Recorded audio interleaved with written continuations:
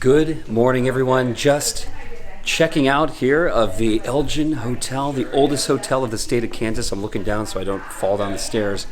Got the Christmas tree up and everything, all decked out for the Christmas season. But my brother and I, Connor, we survived the night here at the historic Elgin Hotel. This is the oldest hotel in the state of Kansas. A beautiful stay, highly recommend. It's been open since 1886, but we're going to explore a little bit, check out the 1886 restaurant that they have downstairs, and we're going to head out of Marion, Kansas, through the Flint Hills and onward towards Kansas City. That's our destination today. It is rainy outside. It's a little bit dreary. It's November after all here in the Midwest, so that is expected. But we're going to road trip. So another Kansas road trip from Marion, Kansas to Kansas City, which I'm excited to get some barbecue. I absolutely love Kansas City. It's one of my favorite cities in the United States. Walt Disney lived there. He has his boyhood home in Kansas City, and they have some of the best barbecue on the planet. So follow me today as we check out of the oldest hotel of the state of Kansas and road trip to Kansas City. Santa Claus chilling here in the lobby by this very fancy fireplace.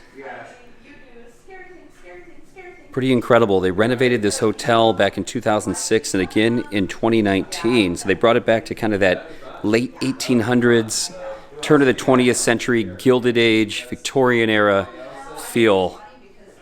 And it's just been an absolute enchanting, wonderful stay with all the Christmas decorations up. So yeah, this is the main lobby here at the historic Elgin Hotel. And if you want to see a full video tour of this place, I filmed another video here on my channel. One of my goals is to stay at the 50 oldest hotel, or the oldest hotels of all 50 states of the United States.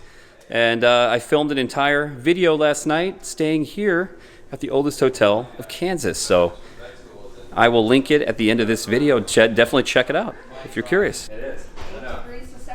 So I am going to take a peek of the dining room. This is the 1886 restaurant. Unfortunately, you have to order ahead of time, and I did not do that, but we'll take a look, see what they have. And oh yeah, look at this. They got the leather seating, the wood trim, and looks like they've got a bar here as well with some taps. So very nice looking restaurant. And oh, I love the old piano. Look at that. It's got some pretty cool trim on it as well, and they've got the stained glass with looks like depictions of farmers. This is Kansas. We're in the heartland of America.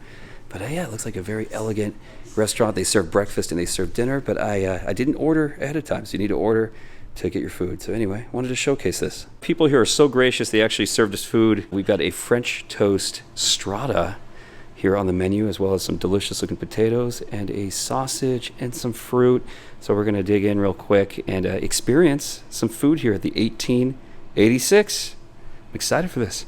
So I have never had this before. This is a French toast strata. The camera wants to focus. Look at that. French toast strata here at the 1886. So bon appetit.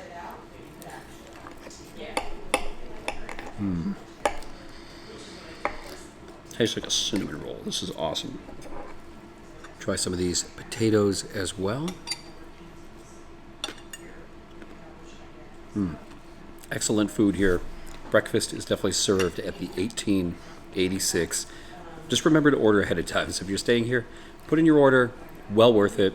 This is fantastic. Perfect morning fuel for when you check out of the hotel. So definitely worth coming to the 1886. So I signed the guest book here at the front desk. There's my YouTube channel, and I couldn't help but notice there is a signature from a particular horror author, Stephen King, even the Bangor, Maine. Now, I can't prove that he actually stayed here, but that's pretty cool. Somebody's probably joking, but who knows? Maybe Stephen King stayed here at the oldest hotel in the state of Kansas to get some inspiration on another novel. I'm going to continue to think that.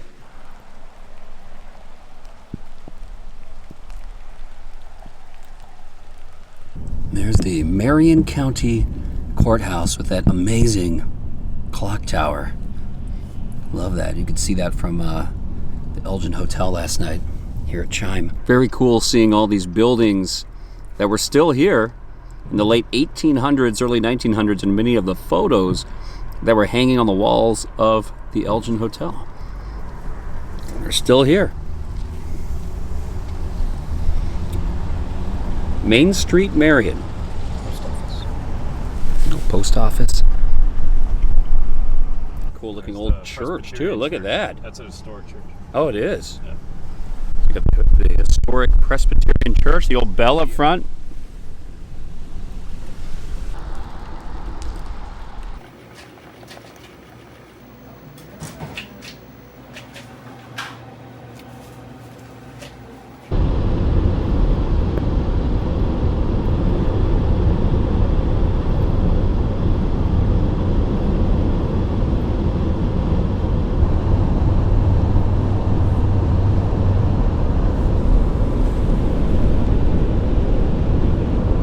Look at that view, the Flint Hills of Kansas. You can see for miles and miles and miles. Look at that. Now we're driving in November, so it's probably a lot more scenic in the spring or summer, but it's kind of cool. It's got its own feel to it right now. There's a cowboy cutout over there. But it's kind of fun driving up north in November in the rain. It's kind of got its own, kind of like a Scottish kind of feel.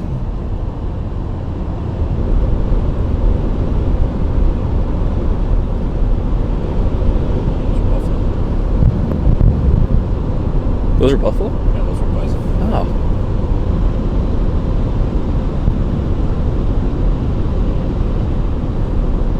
Elmdale, that's the town. Elmdale. Oh, it's the name of the town. So what's kind of cool is like in the Rocky Mountain states, you see a lot of giant letters to mark like the first letter of the town that you're driving near.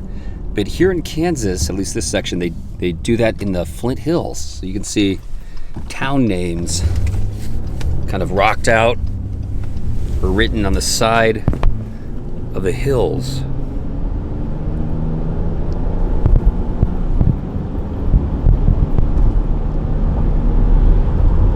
There it says Elmdale for the neighboring town.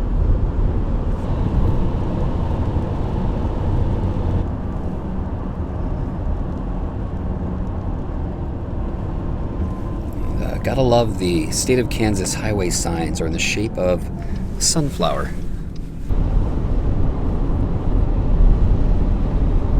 Oh wow, look, they have controlled burns. Look at that. The soil's all black. So from what I read online, the Flint Hills has one of the densest tall grass prairie in the United States. So it's some of the densest surviving tall grass prairie anywhere in North America. The reason, because when settlers came here, the soil was too rocky to farm well, so they do cattle grazing here to this day, and that's why they have to do controlled burns. Look at that. The soil is black. They burned the tall grass prairie there. Yeah, this is the preserve, by the way. Oh, it is. The Tallgrass Prairie National Preserve. We had no idea this was here.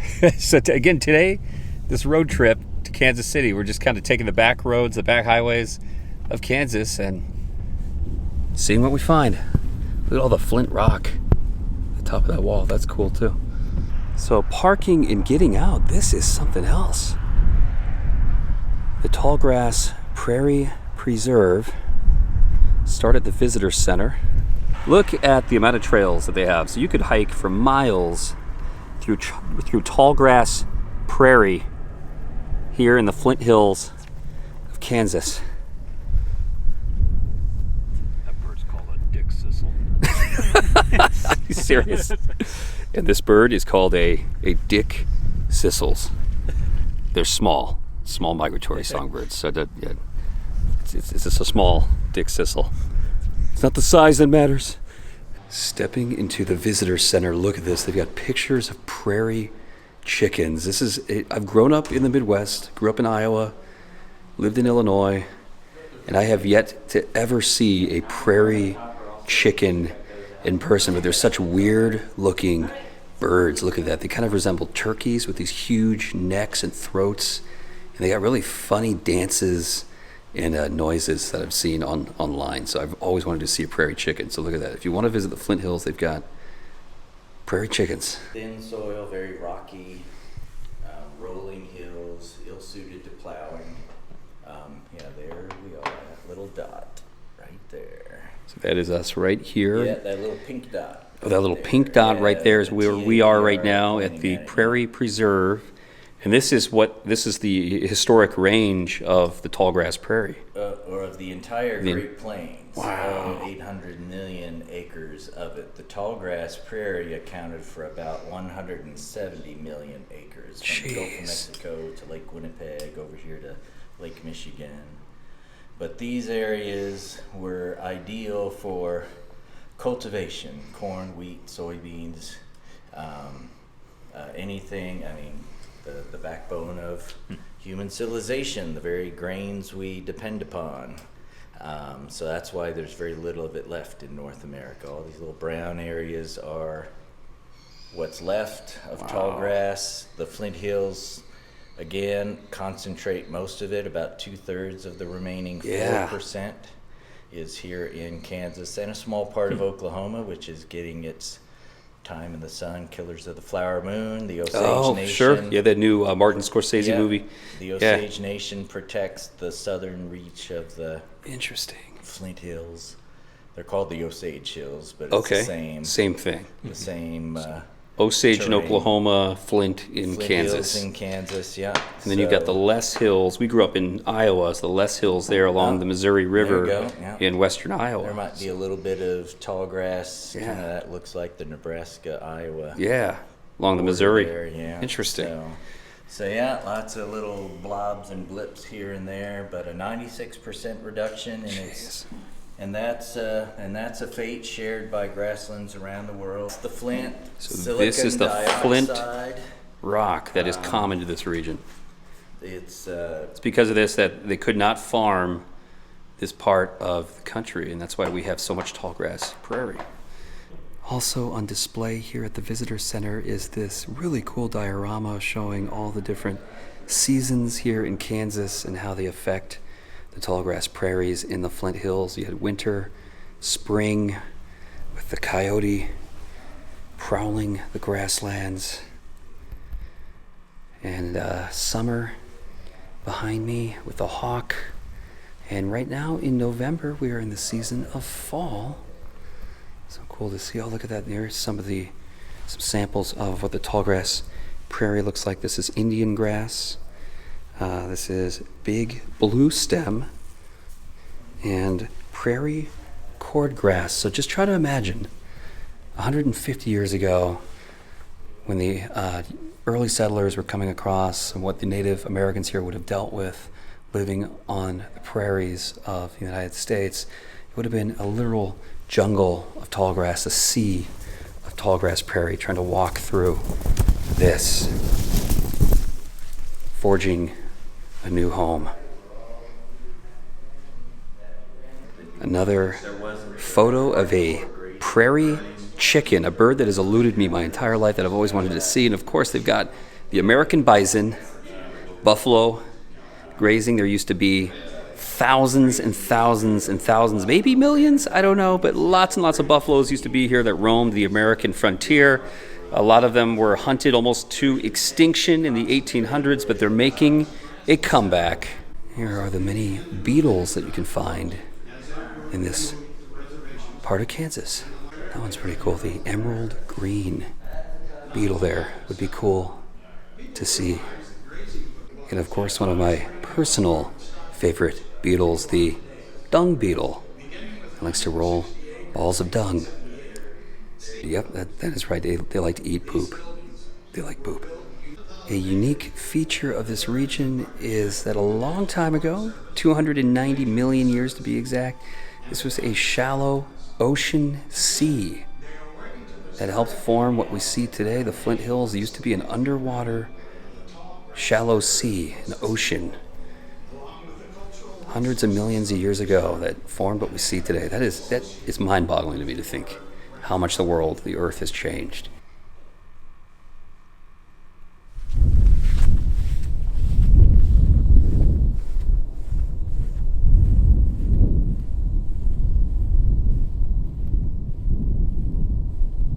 So this is really something else. So you got miles and miles and miles of trails here in this tall grass prairie preserve.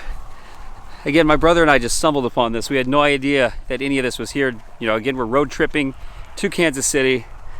But that's part of the adventure of a road trip, is just, you never know what you're gonna find, and to take advantage of it. You never know if you'll ever be back here again. So just taking it in really is cool. And you know, growing up in the Midwest when I was younger, I usually didn't like filming things or doing photography in the colder months and in the fall, especially November, through the winter time, through early March. But you know what?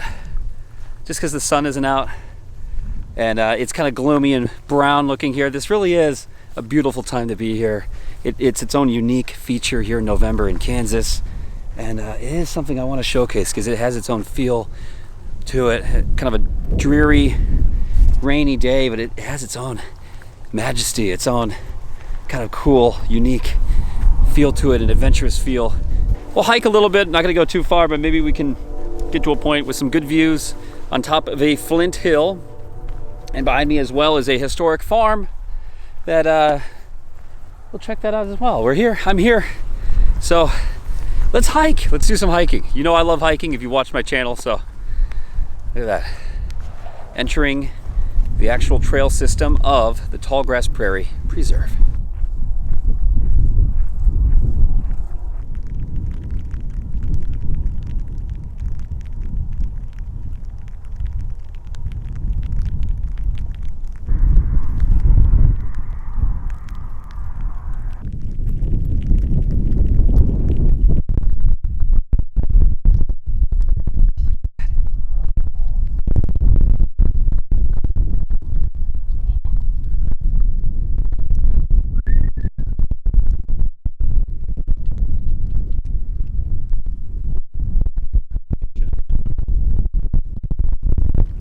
Breathtaking. Look at this overlook here in the Flint Hills of Kansas. It's like an old schoolhouse there in the distance. Just fields of tallgrass prairie, golden tallgrass prairie here in autumn. And I think we got off that gravel trail. This is flint rock that I'm seeing kind of embedded in the ground. And again, this is why the settlers had a hard time farming this region.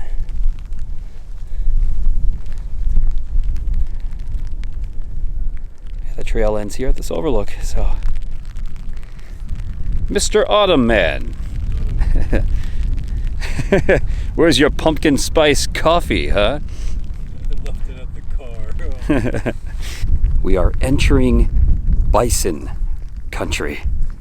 On the other side of this fence, this reminds me of Jurassic Park. Welcome to Bison Park. Look at that. Do not cross cattle guard, use hiking gate, and do not approach bison.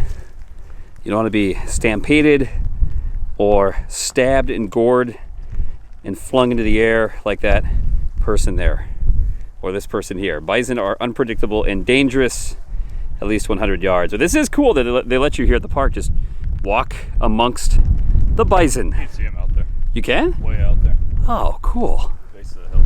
All right, well, we're not going to walk too far because it is raining. Yeah, we're not going to get out. But oh, look at this. And you can see along the fence line, that is flint rock, flint stone piled up right there.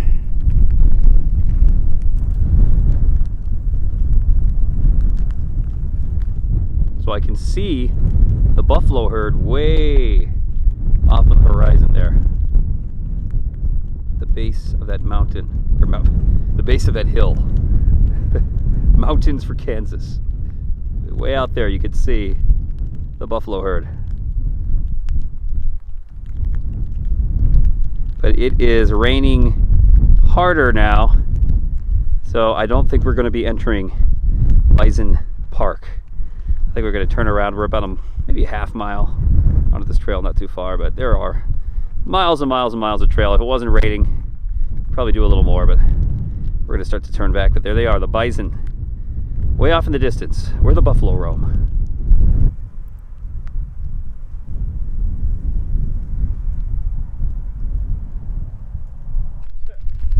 Finally made it. We turned back and went to the farm.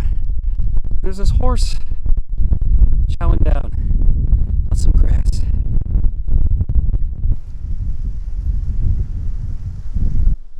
So apparently this barn was built in 1881, and at the time it was the largest limestone barn in the state of Kansas. Oh, definitely smells like a barn. Oh, there's one of the old buggies. How cool is that? Yeah, an old horse-drawn carriage. This one is from 1905. Pretty wild to think what it would have been like to hitch a horse and take it to work every day.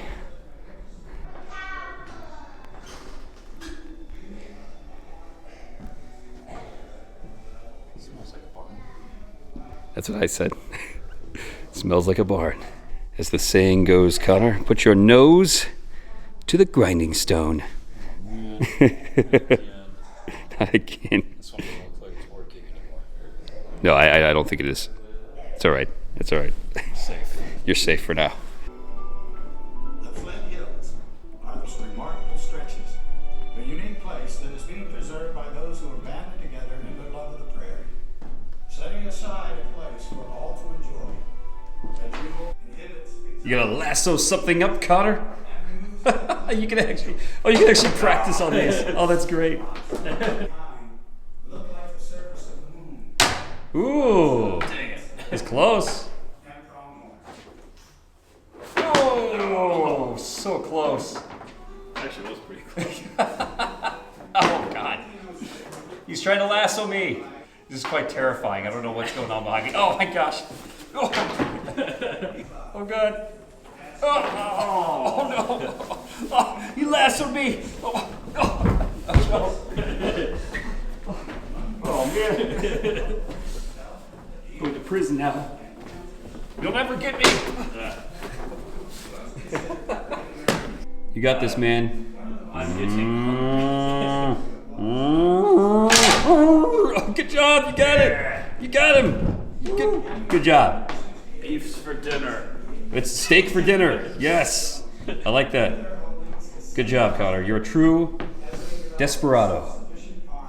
Thank you. Okay, what the heck is down here? This is kind of creepy. It says, caution, watch your head. Hopefully Leatherface isn't hiding down here. Is anybody down here? Oh, God. Oh, look. Oh, that's where all the animals are. Maybe. Look at this. Deep inside the barn. Looks like this is where the animals typically stay, but I don't see any. There are no animals. Just that horse that was outside. Do not feed the horse. Well, this has been a really fun stopping point here, visiting the Tallgrass Prairie Preserve and seeing this historic limestone barn. There's also a old farmhouse behind me too. They do house tours, but we just don't have time for that today. We have a lot on the way, road tripping to Kansas City. So it's time to hit that open road. So let's keep on going.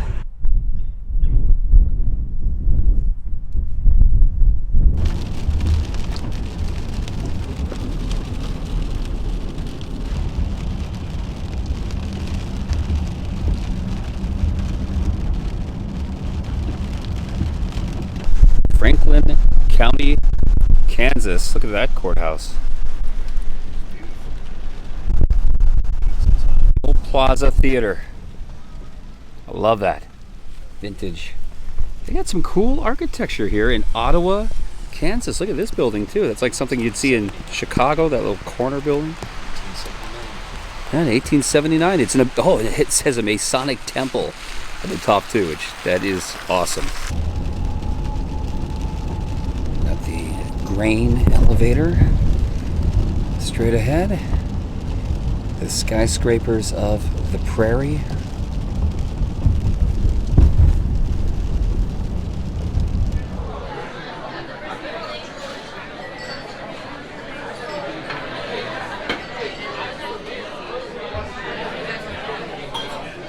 Oh yeah, here at Q39 in Kansas City. Well, actually, technically, this is the Overland Park, Kansas location. We haven't crossed into the Missouri side yet.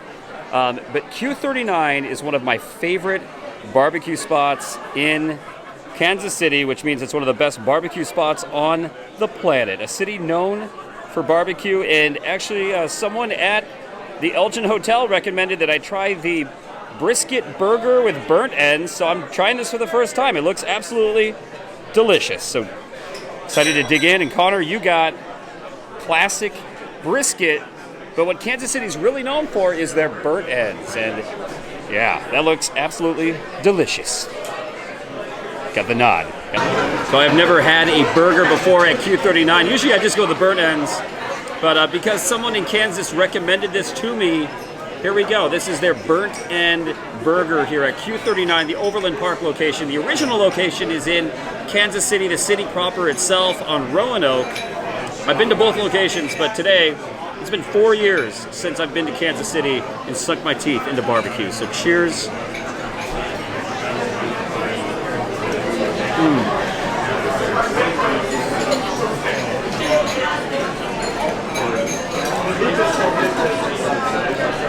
This thing right here.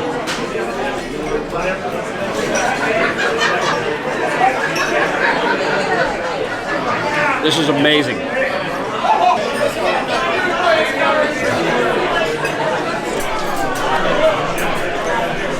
Absolutely fantastic. Kansas City, in my opinion, has the best barbecue on the planet. Yes, Texas, I know that hurts to hear. Texas is better for brisket, I would say. But Kansas City, for its burnt ends, is the best. Memphis would be a close number 2. So for me, Kansas City is the barbecue capital of the world. Memphis, Tennessee would be my number 2, and Austin, Texas would be my number 3 for barbecue. And Carolinas, I know you have your mustard-based, your vinegar-based barbecue. It's just not really my thing, but you're good too. I wanted to give a shout out too. These sides are some of the best sides I have ever had at any restaurant. These beans, some of the best barbecue beans I've ever had. They've got that tanginess, they've got that sweetness, but then we got a little kick at the end, a little bit of spiciness too. These are absolutely incredible. Same with the slaw. Don't skip out on the sides. The barbecue's great. The sides are top notch, and of course you got to wash it down with a cold Boulevard wheat beer brewed here in Kansas City. Well, Q39, one of the best barbecue spots in a city known for barbecue. We finally made it to Kansas City. So the road trip today, a little shorter, but is coming to an end. We tried to pack in a lot, and I have another video that I did not showcase on this one that we filmed today on the oldest bar in the state of Kansas. So look for that to be released soon as well. But yeah, Kansas City, we got to see some unique geographical zones in the state of Kansas today, and I've got a lot more planned this weekend filming here in Kansas City, one of my favorite cities in the United States, and a city I haven't been to in 4 years, but have spent a lot of time in the past. So a lot coming on the way in this channel. So thanks for watching, everyone. My name is Eric. This is the Get Me Out of Here vlog, and it's time for me to get out of here. Thanks for watching.